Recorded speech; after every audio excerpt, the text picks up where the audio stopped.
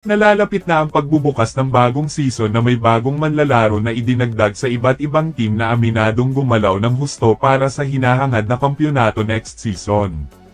Unahin natin ang Los Angeles Lakers kung saan kinuha si DeAndre Ayton at Marcus Smart at sa ngayon masasabing kampante na ang Lakers para sa paghahanda sa susunod na season kasama ang bagong superstar na si Luka Doncic na todo ensayo din partikular sa kanyang katawan na may gustong patunayan dahil ito ang naging malaking issue sa kanya noon na na-trade ng Dallas kapalit ni Anthony Davis. Habang si LeBron James naman ay aminado na may buong lakas pa ito para samahan si Luka sa lahat ng laban. Hindi lamang ang Lakers ang may magandang halimbawa sa pagpalakas dahil hindi rin dapat baliwalain ang ginawang hakbang ng Los Angeles Clippers, kasama si Kawhi Leonard at James Harden na idinagdag si Bradley Beal at Brook Lopez at pati na rin si Chris Paul. Makikita natin sa ngayon na mas madaming malakas na team sa Western Conference kumpara sa East dahil nandyan din ang San Antonio Spurs ni na Victor Wembanyama at De'Aaron Fox at isama na rin natin ang kanilang mga batang core.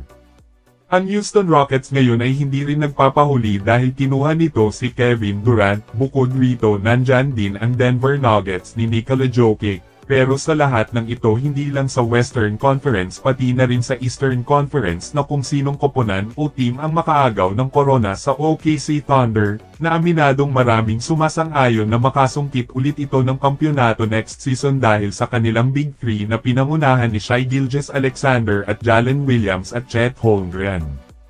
Sa palagay nyo sinong team ang makasungkit na naman ng kampyonato next season?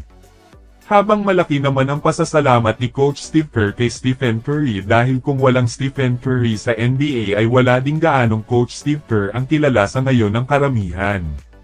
Si Coach Steve Kerr ay may ituring na isa ng legend sa NBA na not only because of his time playing on the Michael Jordan era sa Chicago Bulls, bagkus sa kanyang pagganap na famous coach sa NBA dahil yan kay Stephen Curry kung saan mas lalong nakilala si Steve Kerr.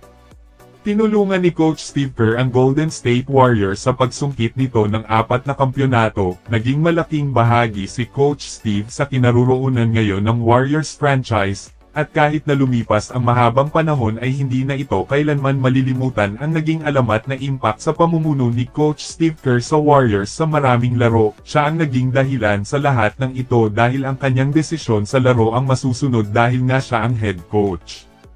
Sa paparating na season hindi malabo na maaaring madagdagan pa ang titulo para sa kanila, wala mang masyadong galaw ang Warriors ngayon sa pagkuha ng ibang manlalaro ay aminado na malakas pa rin ito, dahil sa tulong na rin ni Jimmy Butler at patuloy pa naman ang mas malakas na Stephen Curry na expected na sa susunod na season ang Warriors ay mangibabaw pa rin katulad sa nakaraang season. Well, naniniwala ka ba na kaya pang makasungkit ng kampyonato ng Golden State Warriors sa susunod na season?